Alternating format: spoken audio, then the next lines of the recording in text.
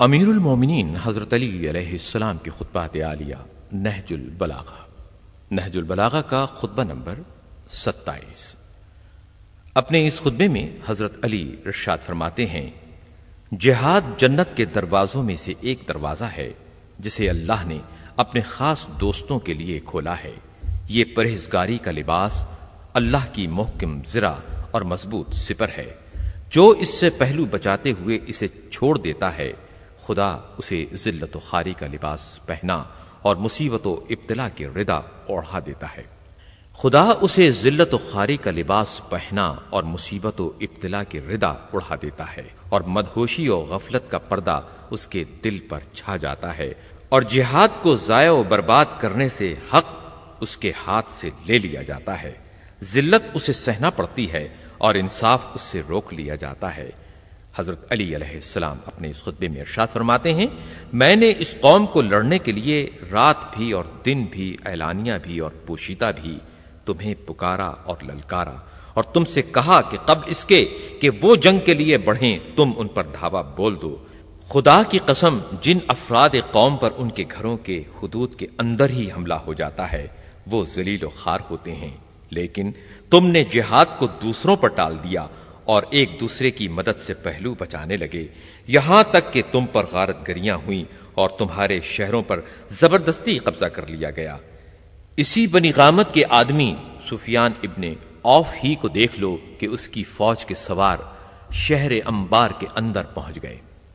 اور حسان ابن حسان بکری کو قتل کر دیا، اور تمہارے محافظ سواروں کو سرحدوں سے ہٹا دیا، اور مجھے تو یہ اطلاع بھی ملی ہے کہ اس جماعت کا ایک آدمی مسلمان ذمی عورتوں کے گھروں میں گھس جاتا ہے اور ان کے پیروں سے کڑے، ہاتھوں سے کنگن، گلوبند اور گوشوارے اتار لیتا ہے، اور ان کے پاس اس کی حفاظت کا کوئی ذریعہ نظر نہ آتا تھا سوائے اس کے کہ انا للہ و انا الیہ راجعون کہتے ہوئے صبر سے کام لیں یا خوشامدیں کر کے اس سے رحم کی التجا کریں۔ وہ لدے پھندے ہوئے پلٹ گئے، نہ کسی کے زخم آیا نہ کسی کا خون بہا۔ اب اگر کوئی مسلمان ان سانحات کے بعد رنج و ملال سے مر جائے تو اسے ملامت نہیں کی جا سکتی۔ حضرت علی علیہ السلام اپنے اس خطبے میں ارشاد فرماتے ہیں، بلکہ میرے نزدیک ایسا ہی ہونا چاہیے۔ العجب ثم العجب، خدا کی قسم ان لوگوں کا باطل پر ایکا کر لینا اور تمہاری جمعیت کا حق سے منتشر ہو جانا دل کو مردہ کر دیتا ہے اور رنج و اندوہ بڑھا دیتا ہے۔ تمہارا برا ہو، تم غم و حزن میں مبتلا رہو، تم تو تیروں کا از خود نشانہ بنے ہوئے ہو، تمہیں ہلاک و تاراج کیا جا رہا ہے، مگر تمہارے قدم حملے کے لیے نہیں اٹھتے۔ وہ تم سے لڑ بھڑ رہے ہیں اور تم جنگ سے جی چراتے ہو، اللہ کی نافرمانیاں ہو رہی ہیں اور تم راضی ہو رہے ہو۔ اگر گرمیوں میں تمہیں ان کی طرف بڑھنے کے لیے کہتا ہوں تو تم یہ کہتے ہو کہ یہ انتہائی شدت کی گرمی کا زمانہ ہے، اتنی مہلت دیجیے کہ گرمی کا زور ٹوٹ جائے، اور اگر سردیوں میں چلنے کے لیے کہتا ہوں تو تم یہ کہتے ہو کہ کڑاکے کا جاڑا پڑ رہا ہے، اتنا ٹھہر جائیے کہ سردی کا موسم گزر جائے۔ یہ سب سردی اور گرمی سے بچنے کے لیے باتیں ہیں۔ جب تم سردی اور گرمی سے اس طرح بھاگتے ہو